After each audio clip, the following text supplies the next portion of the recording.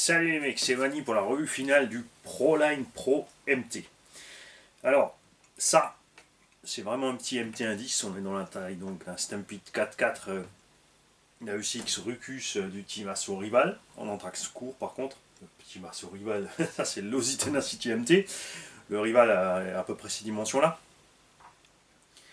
C'est vrai que dans ces vues-là, il y a un abonné qui m'a dit, moi je trouve le max gros. C'est vrai qu'il a absolument raison, comparé à un indice normal, le max est gros. Et ce petit machin, tout comme le max, pèse une brique. Le max fait à peu près 4 kg et des brouettes, celui-là aussi, comparé à des autres MT 1 dixième, même celui-là en voie longue fait 2,5 kg, 2,7 kg par là. D'un côté, c'est un désavantage puisqu'il faut forcément une motorisation adéquate pour réussir à les mêmes performances que celui-là. Moi, personnellement, j'aime pas rouler avec moins de S que de kilos. Rouler en 3S dans un engin de 4 kg et des brouettes, ça tire fort sur la lipo. Le moteur aussi chauffe beaucoup. Méfiez-vous d'ailleurs à ce sujet, sur le Traxxas Max, la notice a été faite dans ce sens-là. C'est bien écrit qu'en 3S, tu es en zone de confort, en 4S, tu es en zone déjà hors confort, en conduite sportive et dure. Ils ont prévu le coup parce qu'en été, ça va cuire là-dedans. Et ils ont prévu le coup entre tous les gens qui vont venir se plaindre, dire que l'engin a fumé. Donc c'est des petits malins sur ce côté-là. Alors, ce truc-là, quand il est sorti, coûtait une fortune, je trouve, pour ce que c'est. D'un autre côté, ils ont conçu la machine entièrement, toute la base a été faite, ils n'ont jamais fait de RC complète avant ça, ils ont fait des pièces pour améliorer les autres RC. À ce sujet-là aussi, c'est assez bizarre, vu qu'ils font des pièces pour améliorer les autres RC, qu'il y a 2-3 petits soucis techniques dessus. Après, entre concevoir une machine et améliorer une machine, il y a toujours une énorme différence. Quand la machine est conçue, on voit déjà les erreurs, quand on la conçoit, on ne voit pas forcément. Et à un moment aussi, c'est très clair qu'il faut prendre en compte les coûts de fabrication et les budgets de développement. Tu ne peux pas modifier et modifier et modifier sans arrêt une fois que c'est fait.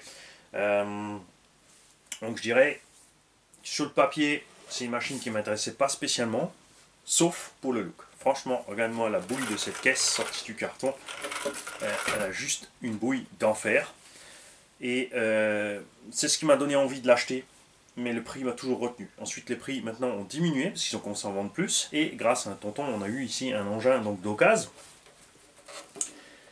Et je dois dire que ce petit bestiau m'a convaincu. Il est agréable à conduire, le poids est en avant. Donc malgré qu'on ait du 4S dedans, en fait, là en 4S, on fonctionne comme un gros 1.8 en 6. Vraiment une puissance démentielle, malgré que le poids soit devant. On peut redresser le nez comme on veut quand on a cette puissance à bord. Après le budget, ça picote toujours évidemment, châssis à poil, je crois qu'on les trouve dans les 320-350 € maintenant. Il te faut de l'électronique de un huitième minimum, enfin minimum. Genre 6S ça sert à rien, sauf si vraiment tu mets une 6S, c'est vrai que si tu prends une 6S VS Line 4008, elle n'est pas plus haute qu'une 4S, et tu mets un moteur à faible kV, donc tu réduiras encore ton rapport et tu restes sur la même puissance. Ça fait que tu diminueras encore ta consommation et ta chauffe. Ça peut être jouable aussi. Ici, on est parti sur du 4S 136 par 74. Je voulais pas mettre un gros moteur vraiment de 1/8 là-dedans. On a le pignon le plus petit possible, c'est un 13 dents. Tu peux pas mettre plus petit que 13. Ça, c'est un des trucs que je reproche un petit peu.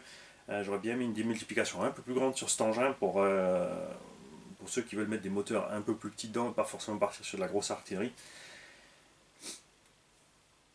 Dire que c'est un engin pour débutants non plus, avec ce budget là c'est clair, parce que là fini t'en es pour 600 €. Ça fait quand même, enfin tu t'en tires entre 5 et 600 on va dire, selon l'équipement que tu mets. C'est un peu,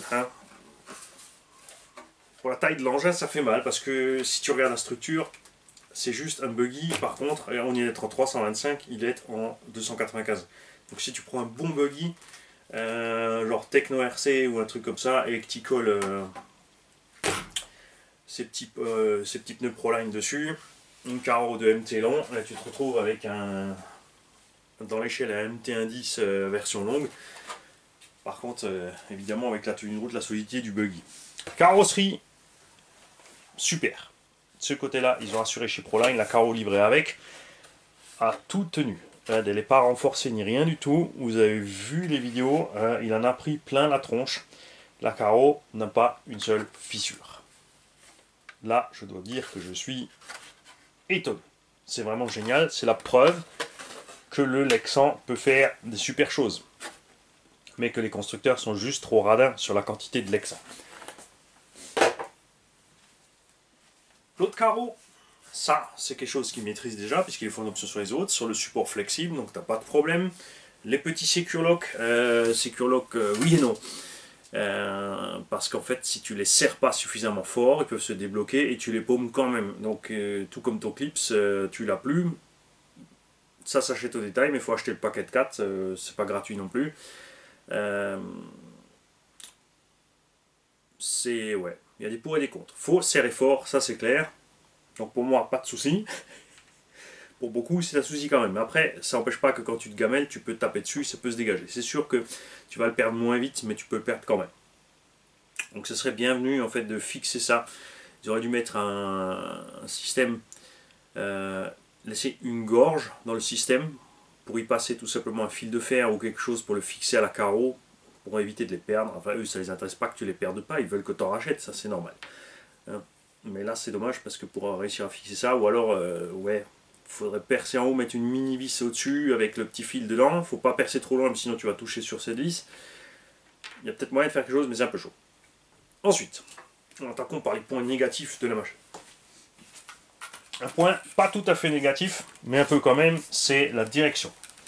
On est extrêmement souple ici sur la corne de cerveau, pas au niveau du cerveau lui-même, au niveau de la direction elle-même, ici. Cette pièce est très souple et elle danse. En statique, c'est vrai que ça fait peur, tu te dis c'est pas terrible. En pratique, sur le terrain, ça n'a posé aucun souci, il n'y a pas eu le moindre problème. Au contraire, même, je pense que ce flex permet à la direction d'encaisser un paquet de choc. Après, normalement, pour ça, il y a un sauve-cerveau. Bon, là, tu as un sauve-cerveau plus une pièce flex. C'est pas plus mal, l'utilisation de loisir suffit large. Pour ceux qui aiment la précision de pilotage, cette pièce existe en option à lui, évidemment.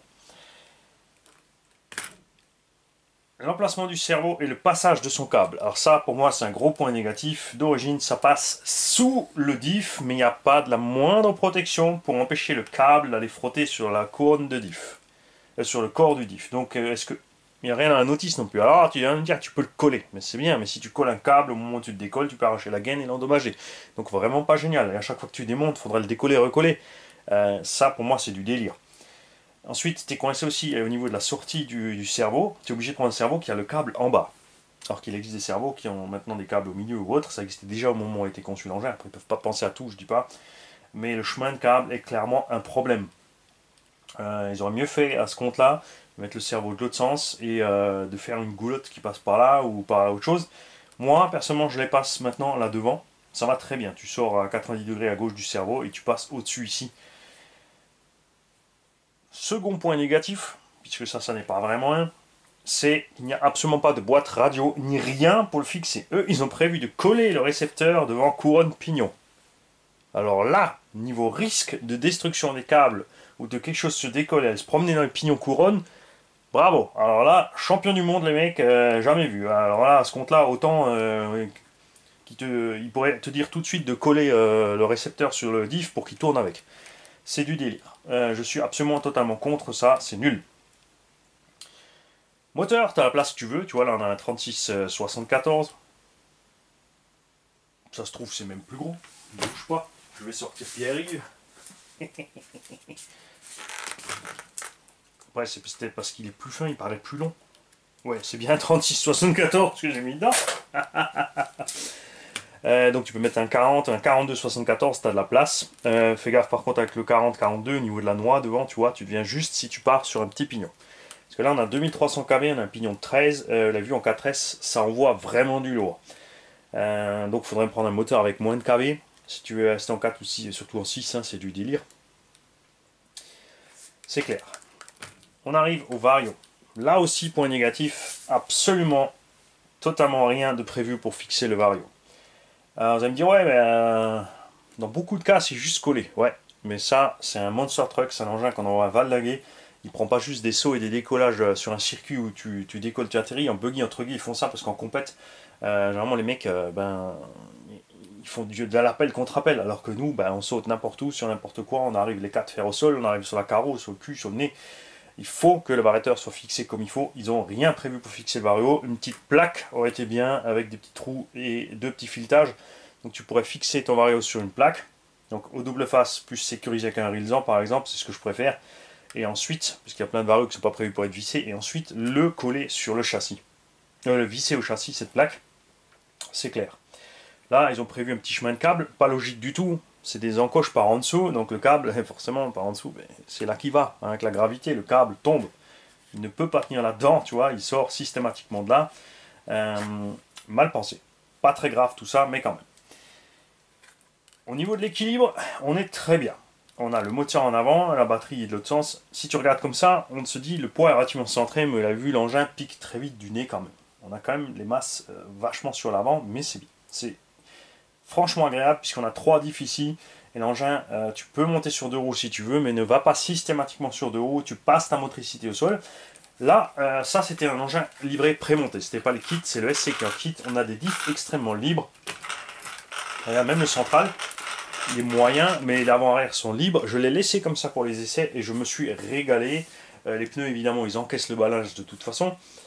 Et ça le rend super méga maniable. Ça, c'est top. Et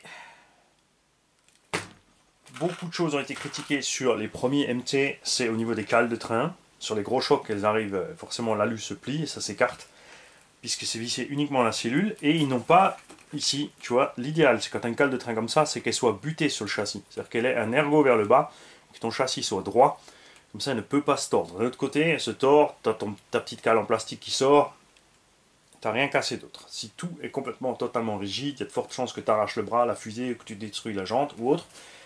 Donc l'un dans l'autre, c'est pas plus mal. Ça serait mieux évidemment de ne pas tordre la cale en place en alu, parce que forcément, chaque fois que tu la redresses, elle se faiblit, au bout d'un moment elle casse.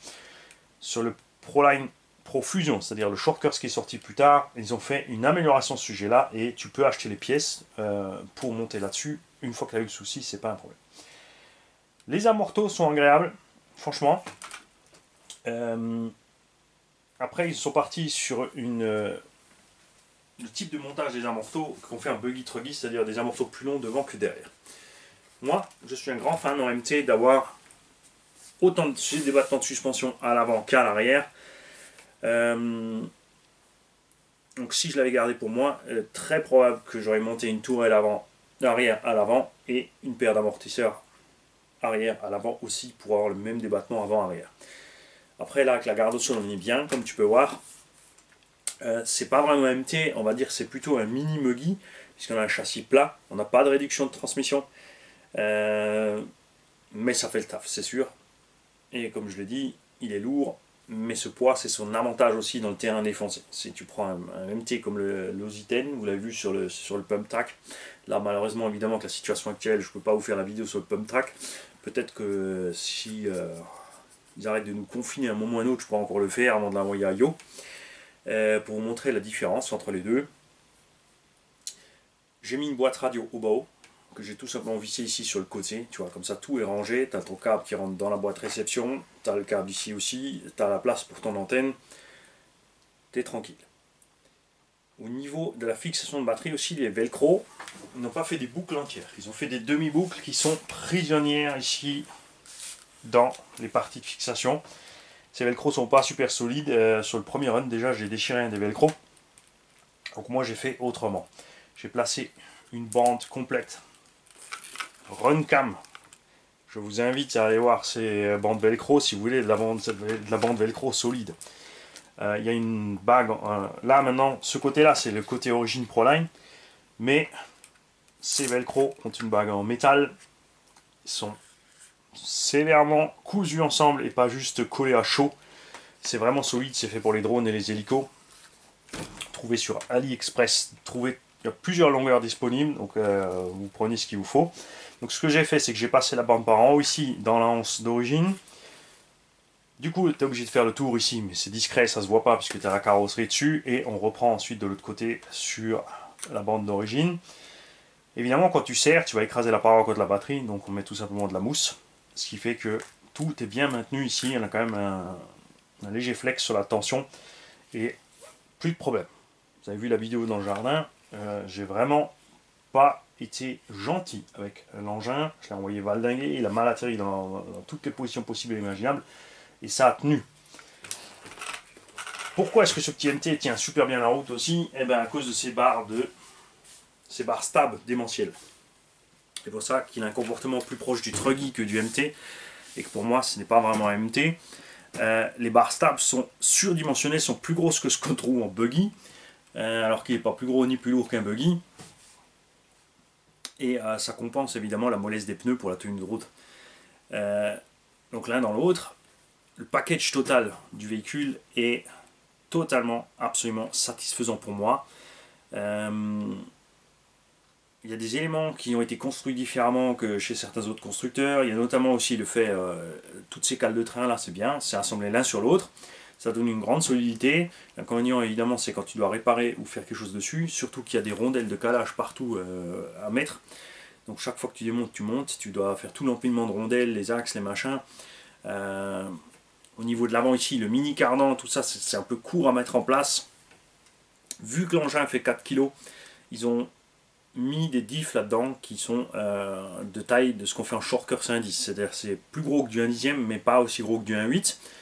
On a quand même le poids et l'encombrement d'un buggy 1/8, surtout avec l'inertie des roues. J'aurais bien vu personnellement des diffs plus gros, n'empêche que ça tient le coup. C'est qu'ils ont bien fait leur matériel. J'ai pas eu de soucis à ce niveau-là. Vous avez vu aussi l'engin atterrir plusieurs fois brutalement sur les 4 roues en même temps, alors qu'on avait encore de la vitesse de rotation. Il a tout encaissé. On n'a pas de marque d'usure sur les noix. On n'a rien de tordu. Et avec ce poids-là, je veux dire que j'étais assez impressionné. On a eu une casse de la cellule avant sur un saut dans le chantier. Erreur évidemment du pilote. Enfin, je voulais ralentir. J'ai freiné trop brutalement. En fait, j'étais trop brusque sur les gaz, sur les freins. J'ai piqué du nez, j'ai tapé sec. J'ai arraché le bulkhead avant. On l'a refait ici dans le jardin, ça s'est pas reproduit, et là-bas c'est aussi parce qu'il y avait plusieurs fois, vous l'avez vu, enfin ceux qui ont vu la vidéo, il y avait une dalle en béton, et j'ai dû atterrir plusieurs fois avant déjà sur cette dalle en béton. Je l'avais collé avec la cyano noire chinoise que j'ai là, plus de Rilsan. J'ai recommandé la pièce pour Yo, pour qu'il parte sur une pièce neuve et pas sur une pièce collée et rilsantée. Et je me suis aperçu quand j'ai démonté que c'était pas la peine. J'aurais pu laisser ce montage et lui donner le bulkhead neuf avec, au cas où, pour qu'il puisse le changer lui-même si ça casse, parce que j'ai dû le défoncer avec un mini pied de biche pour réussir à l'ouvrir tellement c'était bien collé. Donc je pense que ça aurait tenu un sacré moment sur la machine quand même, et ça c'est balèze. Pour ce qui est des fusées d'échappe, elles sont surdimensionnées. On a des roulements, c'est pareil, c'est vrai que les roulements sont entre le 1.10 et le 1.8, mais ça fait le travail puisque la fusée les tient solidement. Je pensais qu'on aurait des soucis à ce niveau-là, mais c'est pas le cas. Le plus gros point faible reste la couronne centrale en plastique. Moi j'aime ça, j'aime les couronnes en plastique parce qu'elles font fusibles. L'inconvénient c'est quand tu as des baignoires comme c'est le cas ici, c'est que les choses restent dedans et que tu risques d'endommager rapidement ta couronne. Donc la changer sur le terrain après ça va plus ou moins bien. Tu as 4 vis à enlever, tu sors ton diff, mais comme dit, c'est serré avec le cardan devant, il faut vraiment jongler. Tu peux changer ta couronne rapidement sur le terrain ou tu as un deuxième diff avec. Et regarde ça, on a rentré un gravier là-dedans. Il n'a même pas la place pour sortir. Je vais devoir sortir le moulin pour le sortir. Voilà. Très facile par contre sur cette machine évidemment de mettre une housse. Tu mets du velcro à gauche, à droite et tu mets ta petite housse par-dessus. Tu n'es pas obligé de chercher chez les fabricants de housses. La housse pour ce modèle, et les housses sont classées par taille aussi, XS, MS, L, XL, XXL, tout ce que tu veux. Bon, une simple housse standard pour buggy ou truggy et puis te velcrocer ça dessus pour fermer. Comme on est en 4S, qu'on a un moteur pas trop violent, l'autonomie est bonne. Niveau de la chauffe, on était tranquille quand j'ai fini tous les runs, même là où j'ai mis gaz dans la pelouse. Le moteur n'a jamais chauffé de façon excessive ni rien, alors qu'il n'y a pas de ventilo. Après, c'était pas encore vraiment l'été. Il y a toute la place du monde pour mettre un ventilo dessus, si besoin. Faites gaffe avec les housses en été. Beaucoup de gens ne veulent absolument pas avoir de la saleté à l'intérieur de la machine et mettre des housses dans toutes circonstances. Moi, je ne roule les housses que quand il fait vraiment dégueulasse, c'est froid et boueux et pluvieux. Sinon, je roule sans. Je préfère nettoyer l'intérieur. On a vite 10 degrés de plus sur les éléments électroniques à cause de la housse. Laisse passer de l'air, mais pas tant que ça quand même. C'est un peu comme les masques respiratoires, quand tu l'as sur la tronche, tu respires quand même moins bien. Ça va bien quand tu fais rien, mais si je te fais courir dans l'escalier 10 allers-retours, avec ou sans masque, sans le masque tu vas y arriver, avec le masque tu vas sentir quand même que ça coince. Là c'est la même, donc méfiez-vous à cause de la surchauffe, faites gaffe à ça. Lui, c'est vrai que sa carrosserie fait bien le tour, il n'y a pas grand chose qui rentre, mais comme tu peux le voir, il y en a quand même. Ça y est, d'ailleurs, regarde, hop, on vient de trouver le bon angle. On va le secouer jusqu'à ce qu'il tombe, et on va laisser tourner la vidéo. Sors de là. Ça marche pas.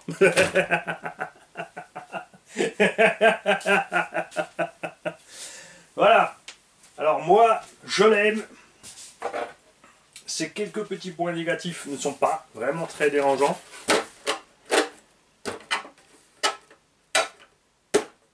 Et ceux qui dérangent peuvent être corrigés, puisqu'on a la possibilité d'avoir la direction, le morceau de la pièce de la direction en alu, des cales de train version 2 et autres reproches à Proline.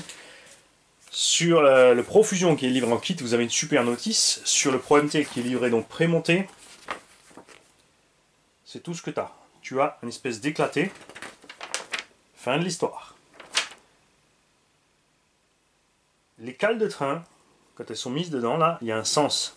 Elles ont un détrompeur, enfin un détrompeur. Il y a une marque et il y a un petit coup de pointeau sur la cale. Donc tu mets la marque vers le coup de pointeau. C'est écrit nulle part.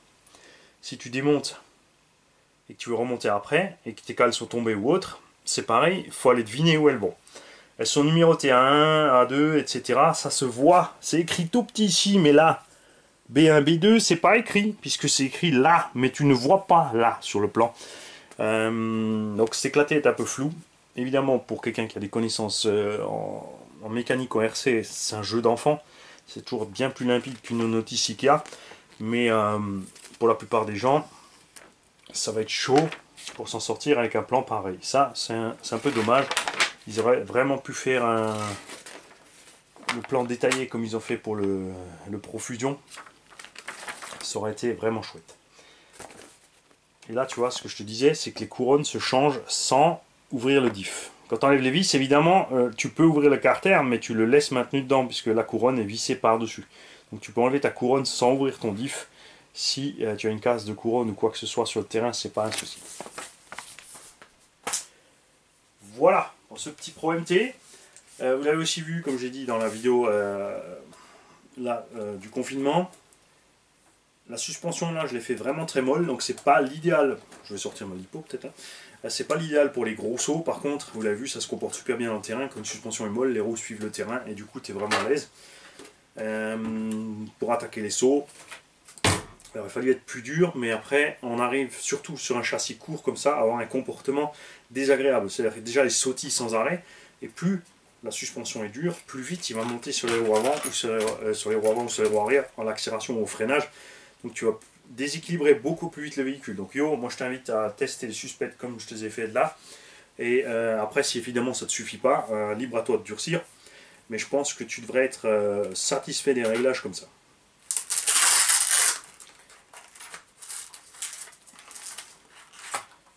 J'invite comme toujours tous ceux qui en ont un, que ce soit le Pro MT ou le Pro Fusion, à nous laisser un petit com pour nous dire ce que vous pensez de votre véhicule, ce qui vous est arrivé.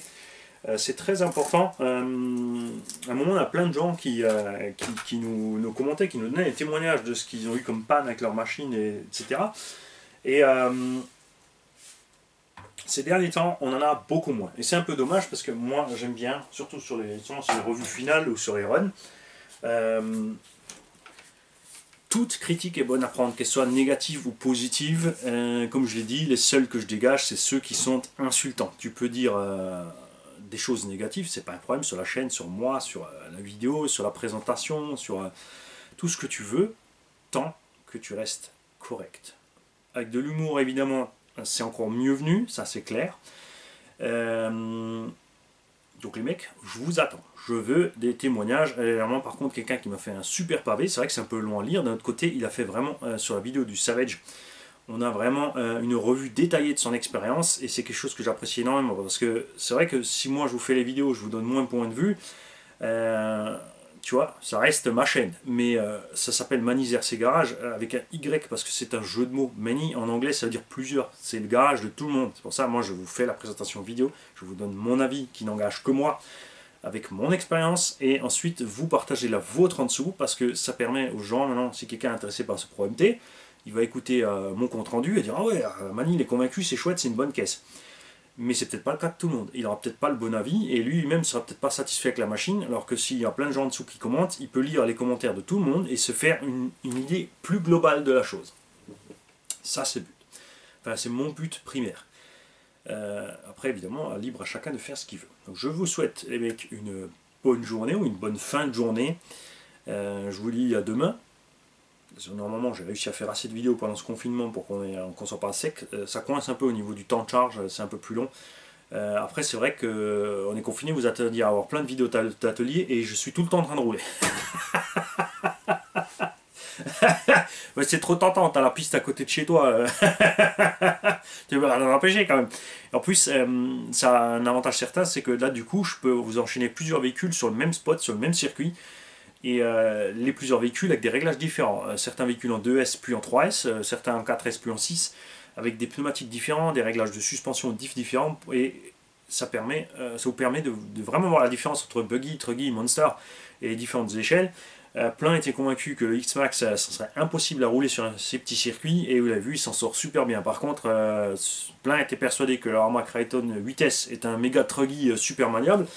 Et je parle pas de la gamelle dans la cabane, mais vous l'avez vu que tu arrives déjà à pas prendre les deux premiers virages, alors que le X-Max il passe droit dans le nez. Voilà, et moi ce caillou il m'emmerde. J'ai une gros mot. Mais non, ça j'ai le droit de dire, hein, pas trop méchant.